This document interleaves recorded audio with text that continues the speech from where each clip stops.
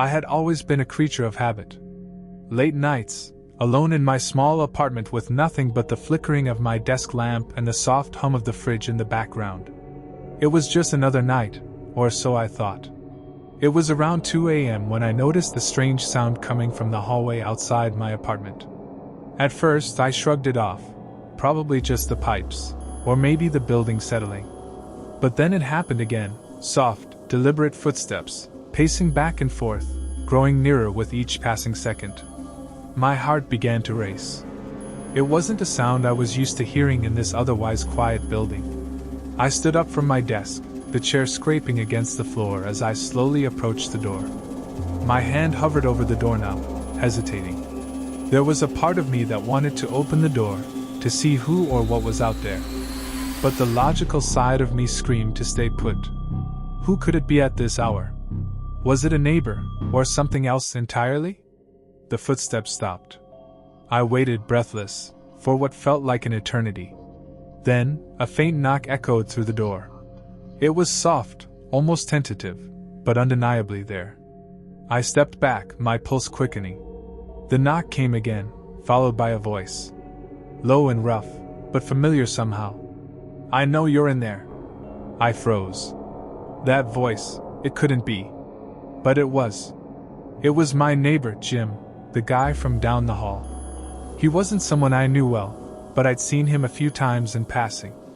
A man in his 40s, always wearing a hoodie, with a perpetual look of discontent etched on his face. He was quiet, reserved, and not particularly friendly.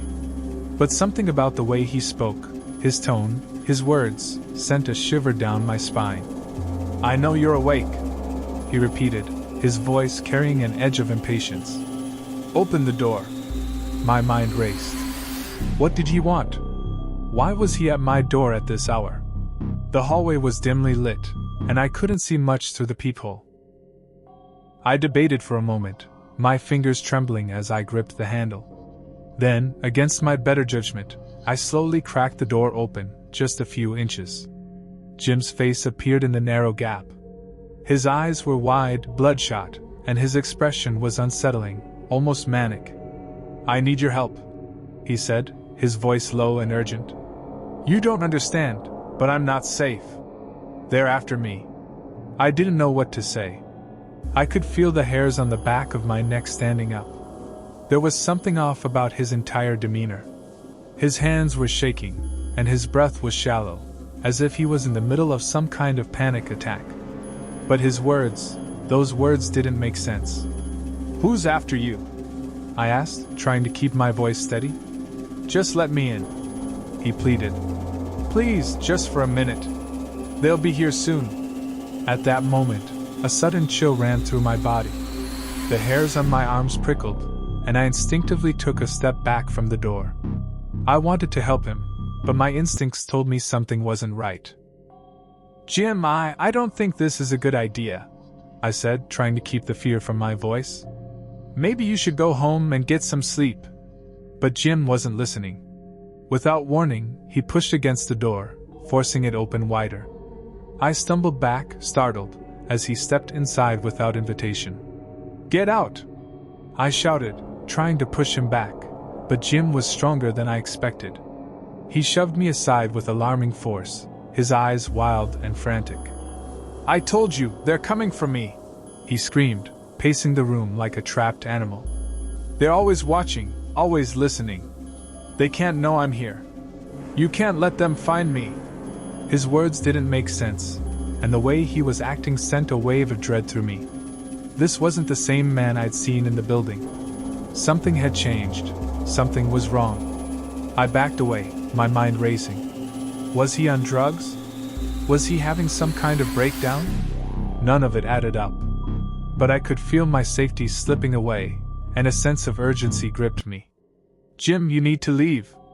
"No," I said, my voice more forceful this time, my feet moving toward the phone on the counter. If I could just get to it, I could call for help. But Jim saw what I was doing. His eyes locked onto the phone, and before I could reach it, he lunged forward. With a grunt, he grabbed my wrist, twisting it painfully. "You're not calling anyone," he hissed, his breath hot and foul against my face. "You'll regret it if you do." Pain shot through my arm, but I fought back, trying to wrench my wrist free. My heart pounded in my chest, adrenaline surging. What the hell was happening? How had it escalated this quickly? I managed to break free, stumbling backward toward the kitchen. My mind was racing as I searched for something, anything, to defend myself with. Jim followed, his movements erratic and unpredictable, like a man on the verge of snapping completely. "Stop!" I yelled, grabbing a kitchen knife from the counter and holding it out in front of me, my hand shaking.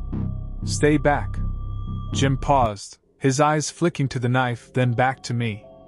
For a moment, there was a strange calm in his expression, as if he were sizing me up. Then, without warning, he lunged again. This time, I was ready. I swung the knife with all my strength, the blade cutting through the air. Jim grunted, stumbling back as the knife grazed his arm, leaving a shallow cut. But he didn't stop.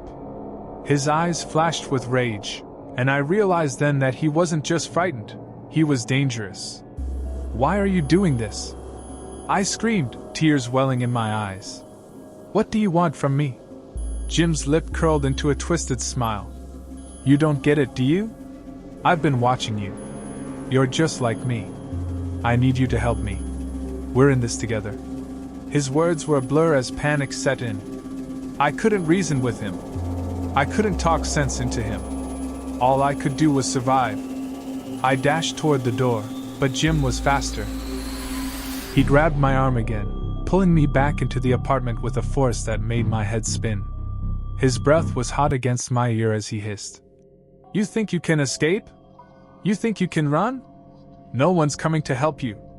My heart pounded in my chest as I looked around, my mind racing for an escape plan. I knew I had to act quickly, before it was too late. And then, just as all hope seemed lost, I heard it. The sound of a door slamming open in the hallway. Shouting voices. Footsteps pounding down the hall. The building's security, rushing to investigate the commotion. Jim's eyes widened in panic. "No!" he shouted, his grip loosening for a split second as he turned toward the door. It was all I needed. With a burst of strength, I twisted free from his grasp, pushing past him and bolting toward the exit. I heard Jim curse under his breath, but by then, it was too late. I ran out of the apartment, into the arms of the security team, who quickly restrained Jim. My body trembled as the adrenaline wore off, but I felt a wave of relief wash over me. The nightmare was over. Jim was caught. He was no longer a threat. Later, the authorities revealed the truth. Jim had been planning something far worse than I could have imagined. He'd been stalking people in the building, and I was his latest target. They found evidence of his disturbing obsession, and he was taken away, arrested for his actions. But as I sat in the safety of my apartment, trying to process what had happened, one thought kept nagging at me. Was he really the only one?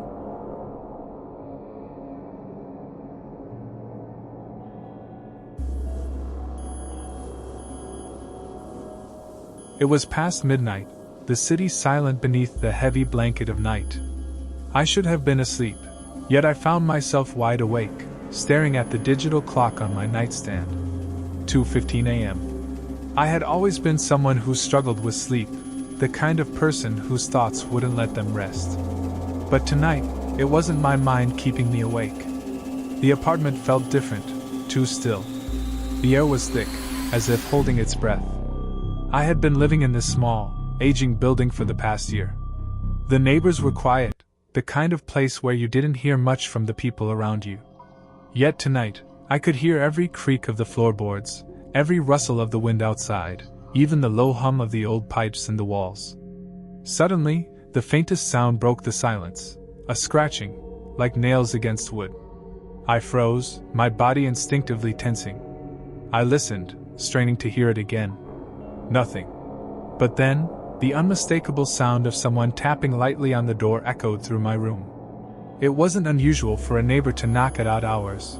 This was an old building, and sometimes people needed favors. But there was something about the rhythm of the knock that felt off. It was too deliberate, too steady. I got up slowly, my feet cold against the hardwood floor. The tap on the door came again, this time, louder. I glanced toward the peephole, trying to catch a glimpse of whoever was on the other side. My heart thudded against my chest. There was a man standing there. His face was obscured by the dim light, but I could make out the shape of him, a tall figure, his shoulders broad, wearing a jacket even though it wasn't cold. His stance was rigid, almost too still. I hesitated. It was too late for anyone to be visiting. My hand hovered over the doorknob, and I could hear my breath quickening. What was I supposed to do? Was this some kind of prank? The knocking came again, but this time, it wasn't just a tap. It was a sharp bang, almost as if the man was trying to get my attention. "Hey!" The voice on the other side called out, rough and strained. "I need your help." The desperation in his tone sent a cold shiver down my spine, but I resisted the urge to open the door. I wasn't stupid. The city had its share of dangers, and I'd heard too many stories of people getting caught off guard. Still, something about the way he spoke lingered in my mind, almost like he was someone who knew me, or at least knew something about me.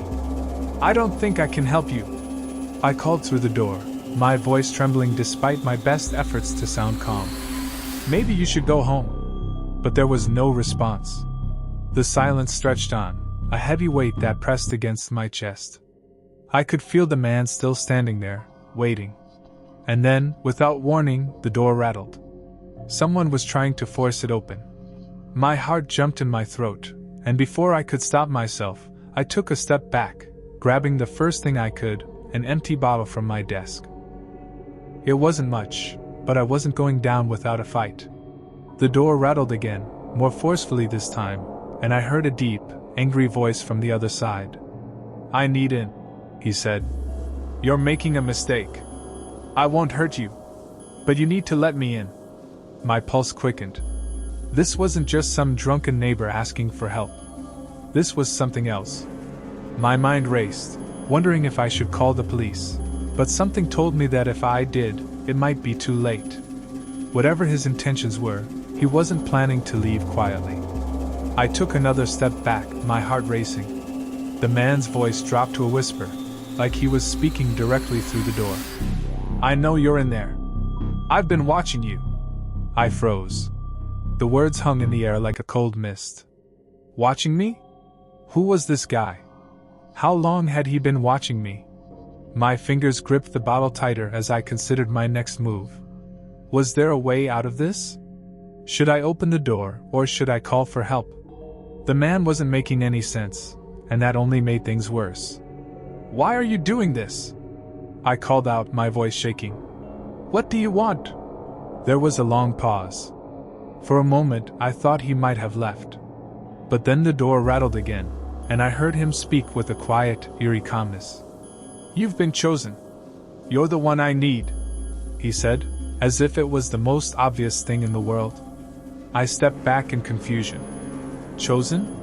My mind reeled, but before I could respond, I heard the sound of footsteps retreating down the hallway. The man was leaving. For a moment, I stood there, staring at the door, trying to make sense of what had just happened. What had he meant? Chosen? My pulse still raced, but I couldn't shake the feeling that something terrible was coming. I couldn't just let this go. I had to know who this man was and why he was targeting me. Without thinking, I grabbed my phone and dialed the number for building security. As it rang, I heard the faintest shuffle of footsteps outside the door, growing louder. I held my breath, the phone still ringing in my ear. It wasn't the security team on the other end, it was just an automated line. Then, a sudden crash came from behind me, something smashing against the window. I spun around just in time to see the man's face pressing against the glass, his eyes wide and unblinking. The moment our eyes met, I felt a jolt of terror shoot through me. I backed away, the phone slipping from my hand as my mind went into overdrive. I was running out of time. He wasn't leaving. He was circling around, trying to find another way in. My body moved on instinct. I grabbed the chair by my desk and shoved it against the door, then dashed toward the back window, praying I wasn't too late. But just as I reached the window, the man burst in from behind, his hands grabbing my shoulders and slamming me against the wall. His grip was like iron, and I struggled, but I was too weak. He grinned, his breath hot and stinking of sweat. "Why?" I managed to croak, my chest tight with panic. His grin faded, replaced with a strange intensity. "You were always meant to be part of this," he said, his voice almost mournful.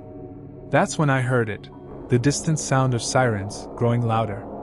It was enough to break the man's concentration. He glanced toward the door, then back at me. And in that instant, I saw the look of realization in his eyes. He wasn't going to win this. With a final, desperate shove, he pushed me aside and darted toward the exit, disappearing into the hallway just as the security team arrived. The authorities found him hours later, holed up in an abandoned building nearby. It turned out that he had been stalking me for weeks, carefully observing my every move, waiting for the right moment to strike. But they also found something else, a collection of notes, each one describing a plan, a ritual, and a fixation that went far beyond a simple obsession. The man was caught, and I was safe. But the question remained, why me?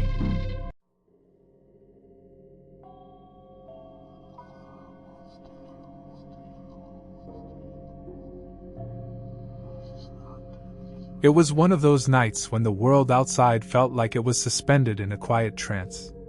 The kind of silence that was so still, it seemed to press in on you. The usual hum of the city had died down, replaced by the cold wind rattling the window panes. I had always loved nights like this, peaceful, almost meditative. But tonight something felt different. I sat in the corner of my apartment, an old, one-bedroom flat on the third floor of a creaky building that had seen better days. I was watching a movie, the low flicker of the screen casting shadows against the walls. The clock on the wall read 2:03 a.m., but I wasn't tired. I hadn't been for days, ever since the strange occurrences had started. At first, it was little things. The sound of footsteps in the hallway outside my door at odd hours, the sudden creak of floorboards in the dark when no one else was there. But tonight, as I sat in the dim light, I couldn't ignore it anymore. There was a presence in the apartment complex, a weight in the air that hadn't been there before. The sudden thud at my door shattered the silence, making me jump. My heart hammered in my chest, and I froze, staring at the door as though I could will whoever was outside to go away. The knocking continued, slow and deliberate, like a warning. I got up slowly, the hair on the back of my neck standing up. Who could be knocking at this hour? No one ever came by this late, and the building was mostly filled with tenants who kept to themselves. The hallway was always eerily quiet. I walked toward the door cautiously, peering through the peephole. All I saw was a dark figure, a silhouette with broad shoulders, standing motionless. My stomach lurched, and I took a step back. "Who is it?" I called out, my voice wavering more than I intended. The man on the other side of the door remained silent for a moment, then muttered, "It's me, Greg. I need to talk to you. Open up." I hesitated. I didn't know any Greg. The name sounded familiar, but I couldn't place it. My instincts told me something was wrong, but there was still the tiniest sliver of doubt. I cracked the door open just a bit, peeking out. The man on the other side was older than I expected, with a rough face and eyes that didn't seem to blink, like he was watching me too closely. His face was pale, his breath ragged. "I don't know you," I said, keeping my voice steady despite the unease in my gut. "What do you want?" "I'm your neighbor down the hall," he said quickly, his voice low but insistent. "Please, I need your help. There's no time." I glanced down the hallway, half expecting someone else to be there, but it was empty, just the usual darkness. The hallway light flickered weakly overhead. "I'm not opening the door for a stranger," I said, taking a step back, ready to close it. His face twisted, and he leaned closer, his voice turning cold. "You think you're safe? You don't know who I am, but I know you. I know everything about you." My pulse spiked. I didn't know this man. I didn't recognize him at all. And yet, the way he spoke, the certainty in his tone, it made my skin crawl. "What do you mean?" I asked, my voice barely above a whisper. "Who are you?"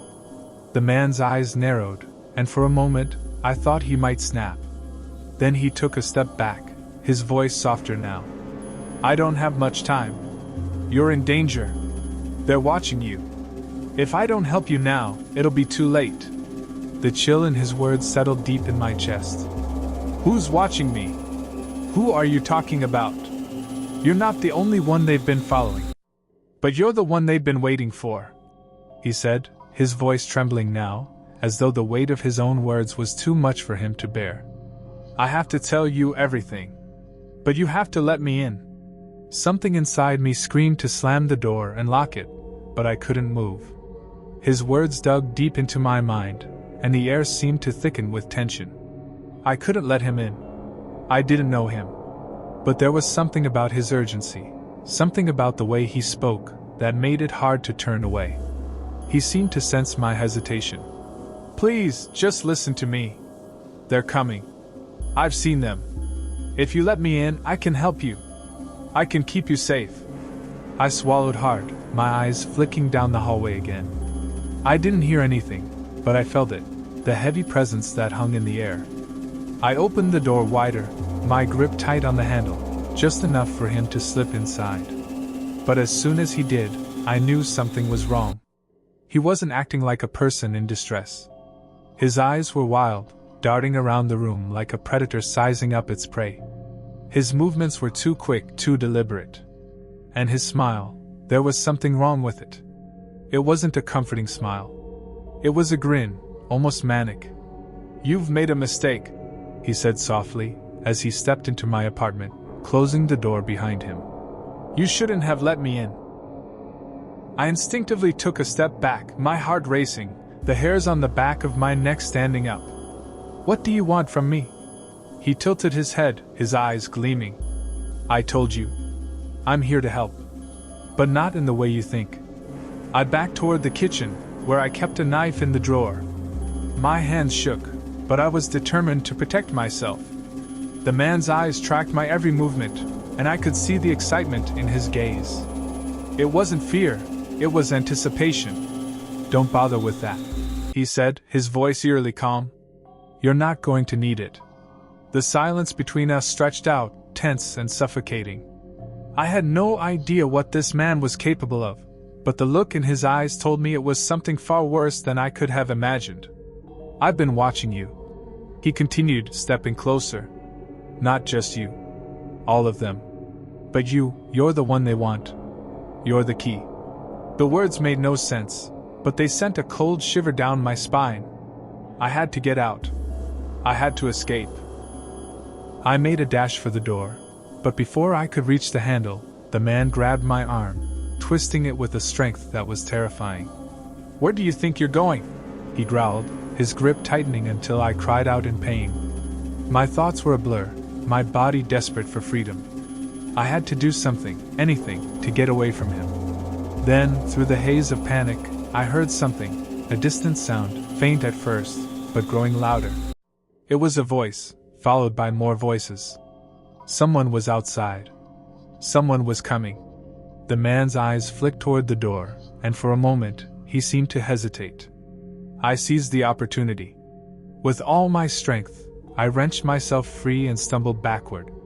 My hand found the knife in the drawer, and without thinking, I swung it in a desperate arc, the blade slicing across his arm. He let out a roar of pain, but his grip didn't loosen. Instead, he laughed, a low, unsettling laugh that made my skin crawl. "Is this what you think is going to stop me?" he said, his voice sickeningly calm. "You don't even know what's coming." The sound of footsteps grew louder, and the man's smile faded. For a split second, I thought he might attack again. But then, as quickly as he had appeared, he turned and bolted for the door. He was gone before I could react, vanishing into the hallway just as the police arrived. They found him later, hiding in the building's basement, a stash of unsettling materials tied to his obsession with me. They said he'd been planning this for months, waiting for the right moment to strike. I was left alone, shaken but alive.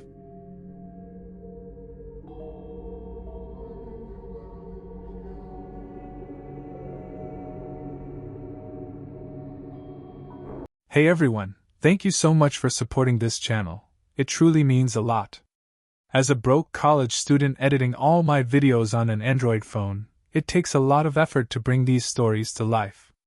A laptop would help me create better content faster, so if you enjoy my work, please subscribe and share. Your support makes all the difference. Thank you so much.